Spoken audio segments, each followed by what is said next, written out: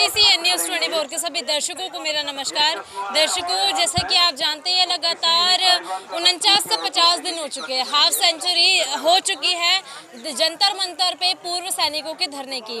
और आज कुछ इस प्रकार की तस्वीरें नजर आई है कि साबका सैनिक संघर्ष कमेटी, जो कि पूर्व सैनिकों के इस धरने को आगे बढ़ा रही थी निरंतर रूप से प्रतिदिन, आज उसका कुछ नाम बदला गया है। वहाँ पे जो चेयरमैन है वो भी बदला गया है।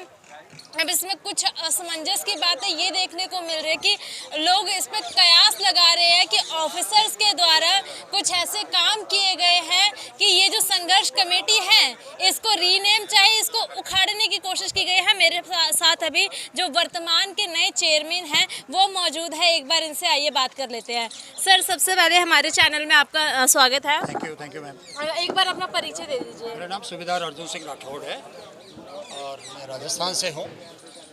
और आज जो हमारे यहाँ पे जॉइंट एक्शन कमेटी बनी है, जिसके अंदर पूरे हिंदुस्तान से करीब 200 जेशो जवानों की जो संस्थाएं हैं वो यहाँ पे आई हैं। और हमने इसको एक विस्तार देने के लिए, जो आंदोलन हमारा चल रहा है, इसको और भी एनलार्ज करने के लिए आज हमने स्ट्रेटेजी बनाया है। उसके लिए जो कमेटी बनाई है उसका मुझे चेयरमैन आज सर्वसम्मति से लोगों द्वारा बनाया गया है। और जैसा कि साबका सैनिक संघर्ष कमेटी थी, ये कहीं जा नहीं रही है, ये कंटिन्यू यहीं रहेगी और उनका पूरा सपोर्ट हमें रहेगा। खाली किया इतना सा गया है कि अभी तक कुछ एक स्टेट्स के ही पूर्व सैनिक संगठन जुड़े हुए थे, लेकिन आज हमारे पास में ईस्ट, वेस्ट, साउथ, नॉर्थ पूरे स्टेट से करीब 200 संस्थाओं के प्रतिनिधि यहाँ पे पहुँचे हैं। और उन्होंने आकर के अपना अपना समर्थन पत्र हमारे को सौंपा है कि हमारी संस्था आपके इस आंदोलन के अंदर हमेशा आपके समर्थन में खड़ी रहेगी। और अभी हम इसकी एक बहुत बड़ी रूपरेखा बनाएंगे। उसी चरण के अंदर आपने देखा होगा कि पिछले महीने की 3 तारीख को इसी आंदोलन के काल के ऊपर तमाम जिलों के माध्यम से माननीय राष्ट्रपति जी, प्रधानमंत्री जी को और इनको भी ज्ञापन दिए गए थे। तो डेफिनेटली सरकार के कानों पे जो रहेंगी होगी, लेकिन उसके बावजूद जो हमारी एक्सपेक्टेशन, जितनी हमारी अपेक्षा है, उतना सरकार की ओर से ध्यान नहीं दिया जा रहा है। और डेफिनेटली हम एक लोकतांत्रिक तरीके से, एक अनुशासित तरीके से इस आंदोलन को इतना बड़ा विस्तार दे देंगे। आने वाले समय में सरकार को मजबूर होकर के हमारी मांगों को मानना ही पड़ेगा। हालांकि हम ये बार बार कहते हैं कि हम सबसे विश्व की एक अनुशासित सेना के रिटायर्ड सैनिक हैं। हम कभी भी गलत हथकंडे नहीं अपनाएंगे, जैसे कि बाकी उपद्रवी लोग और आंदोलनी करते हैं। बिल्कुल कानून के अंदर रहते हुए सारा काम हम करेंगे। और इसके लिए हमने एक इंडिया लेवल का पूरा एक प्लेटफॉर्म खड़ा किया है, क्योंकि हमारे साथ में बहुत लंबे समय से एक बहुत बड़ा षड्यंत्र के तहत कह सकते हैं हम इसको, कि शोषण होता रहा है हमारे ड्यूज़ को दूसरे लोग खाते रहे। और जेशो जवान क्योंकि डिसिप्लिन्ड होते हैं, तो उनके मन के अंदर एक इस प्रकार की एक मनोभावना बनी रही कि आज हम जो है 40-45 लाख पूर्व सैनिक और वीर नारियाँ हैं, तो हमारी मांग को सरकार के समक्ष प्रस्तुत करने के लिए जो हमारे अधिकारी वर्ग से जो लोग जाते थे, ये शायद सही करके आएंगे। लेकिन अब पिछले कुछ सालों से हम देख रहे हैं कि वो जो भी नेगोशिएशन टेबल के ऊपर गए, उन लोगों ने सिर्फ अपनी अपनी बात रखी। और पूर्व सैनिकों के वर्ग के अंदर से जो 97% जेशो जवान और वीर नारियाँ हैं, उनकी वहाँ तक बात तक भी नहीं करेगी। उसी के कारण से इतना बड़ा शोषण हमारे साथ में हुआ है। आप लोगों के बीच के लोग भी तो जाते थे ना, जो मीटिंग्स बैठती थी, जेसीओज और सिपाहियों को भी तो भेजा जाता था। आप सही कह रहे हैं, लेकिन अगर वो 5 आदमी होते तो इन्हें हमारा एक आदमी होता था। और वो एक आदमी कौन सा होता था जिसको अचानक ही बुला करके बोल दिया जाता था कि कल अपन मंत्री से मिलने चल रहे हैं, प्रधान से मिलने चल रहे हैं, आप भी चलिए। और वो ऐसा आदमी होता है जो बिल्कुल अननोन होता था इन मैटर्स के मामले में। वो खाली देख करके वहाँ पे एक मूक दर्शक बन करके आता था। प्रेजेंटेशन हमारे जेशो जवान के हक का वहाँ पे वो दे नहीं पाता था। अब हमारी सरकार से मांग ये है, जो भी हम मेमोरेंडम वगैरह दे रहे हैं सरकार को समय समय पे, उसमें एक बड़ी प्रमुख मांग हमारी ये है कि भविष्य के लिए कभी भी जेशो जवान और वीर नारियों का मसला हो, उसके लिए किसी भी हालत के अंदर ऑफिसर से हमारा पक्ष नहीं सुना जाए।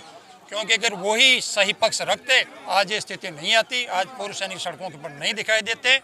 और डेफिनेटली आने वाले समय के अंदर जब हम जा कर के सरकार को असली पिक्चर दिखाएंगे, असली तथ्य सामने रखेंगे, तो शायद उनको भी बहुत बड़ा अचंभा होगा कि इतने लंबे समय तक सैनिकों का कल्याण के नाम से हम इतना पैसा गवर्नमेंट का देते रहे, लेकिन उसको वो लोग खाते रहे जो उसके हकदार नहीं थे।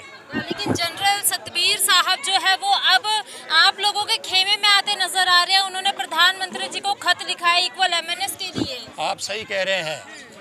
वही जनरल सतबीर सिंह साहब जब आप यहाँ पे बैठते थे तो उनके आंदोलन में शुरू के अंदर कहीं पे भी ऐसा नहीं था कि इसका आउटकम क्या होगा, और उस आंदोलन के हम भी साक्षी रहे। वो दिन गिनते रहे, 600 700 800 दिन हो गए। मैं बहुत बड़ा जो आंदोलन कर रहा हूँ। जब भी हमने बोला है कि आपका चार्टर डिमांड किया जो सरकार को देने जा रहे थे, उसको बिल्कुल सीक्रेट रखा कि जैसे कोई आर्मी का कोई वार प्लान बनाने जा रहे हों कि आम आदमी को पता ना चले। और इसी तरीके से उन्होंने वहाँ पे जाके जो पक्ष किया वो कुछ और था, यहाँ पे कुछ और था। और अब चूँकि पूरे देश के जेसीओ जवान जागृत हो चुके हैं, उनको पता चल चुका है कि हमारे साथ में बहुत बड़ा षड्यंत्र हो चुका है और ये जग चुके हैं, तो अभी वो घड़ियाले आंसू बहा रहे हैं। अभी 4 या 5 दिन पहले भी उन्होंने एक चिट्ठी लिखी है, उसमें लिख रहे हैं कि मेरे जवान का ये हो गया, मेरी जो है पारिवारिक जो वीर नारी पर उसके साथ में ये गलत हो गया, ये डिसेबिलिटी। अरे मांगने वाले तो आप ही थे ना सरकार से। ये जितना भी जो इम्प्लीमेंटेशन गवर्नमेंट ने किया है सारी मांग इनके थ्रू दी हुई है। आरोपी भी तो दिलाई उन्होंने क्या से दिला दी, वो ले आगे। आरोपी तो हमारा हक था। हमें क्या मिला? हमें मिला 2 से 14%, उनको मतलब 28 से 32%, जो 3% लोग हैं। और जबकि आरोपी तो हमारे लिए थे, इनके लिए थे ही नहीं। जब आरोपी का मैटर 1973 के अंदर आया तो उस वक्त इनकी तो पहले भी 50% ही पेंशन हुआ करती थी, बाद में हमारी 75 घटाई 70 कर दी गई थी। और ये जो कमिटमेंट गवर्नमेंट का था वो हमारे लिए था कि ये आपकी जो पेंशन का रेशो घटाया जा रहा है, इसकी प्रतिपूर्ति हम वन रैंक वन पेंशन के नाम से कर देंगे। और ये उसको झपट गए एक तरीके से, और हमारा जो डिसिप्लिन होने का एक नाजायज फ़ायदा उठाया और हमें तो बिल्कुल जो है सूखा खड़ा कर दिया चौराहे के ऊपर, और खुद सारा क्रीम लेकर के बैठ गए जा करके। आज वो घड़ियाले आंसू बहा रहे हैं कि मेरे जवान को ये नहीं मिला, मेरे जवान को वो नहीं मिला। ये बिल्कुल उनकी बातों में कोई तथ्य नहीं है और उनकी जो असलियत उजागर हो चुकी है। आज वो बिल्कुल उपहास के पात्र हैं, कोई भी उनका नाम सम्मान से नहीं लेता है। बल्कि ऐसे ही कुछ लोगों की वजह से आज पूर्व सैनिक वर्ग के अंदर जो एक हमारी पहचान होती थी कि सीनियर का हम मरते दम तक भी सम्मान करते थे, उसमें कमी आया है। ये बड़ा दुर्भाग्यपूर्ण है। जनरल सतवीर और उनकी टीम को कभी भी ऊपर वाला माफ़ नहीं करेगा। कयास ये लगाए जा रहे हैं कि जो ये पूर्व सैनिकों का जो धरना चल रहा है 49-50 दिनों से, उसमें ऑफिसर्स के द्वारा कुछ ऐसे तत्व भेजे गए जिनके द्वारा आपका ये जो साबका सैनिक संघर्ष कमेटी है छिन्न भिन्न हो चुका है। देखिए, ये उनका प्रयास नहीं कह सकते, इसको कुत्सित प्रयास बोलना चाहिए। आज से नहीं है ये।